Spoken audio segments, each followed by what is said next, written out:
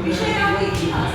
घटक आहे इतिहासाची साधने, उपघटक आहेत बौद्धिक, मौखिक आणि लिखित. इतिहासाची साधने ह्या तीन प्रकारची असतात: बौद्धिक, मौखिक आणि लिखित.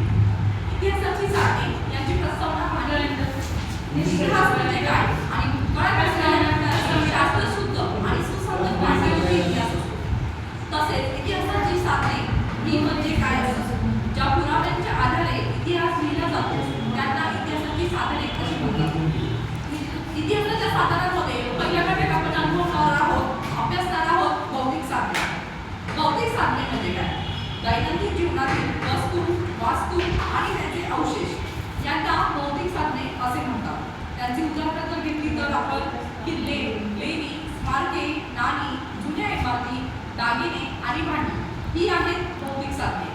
तसेच इतिहासाच्या साधनांचा दुसरा प्रकार आहे लिखित साधने. लिखित साधने म्हणजे काय? मानवाने जेव्हा लिहायला सुरुवात केली तेव्हा अनेक इतिहासाच्या घटनांची नोंद झाली, याला म्हणतात लिखित साधने.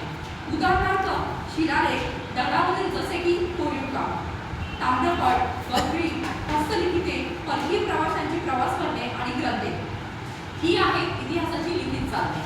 इतिहासाच्या साधनांचा तिसरा घटक आहे मौखिक साधने. मौखिक साधने म्हणजे काय? जे साहित्य एका पिढीकडून किंवा दुसऱ्या पिढीकडे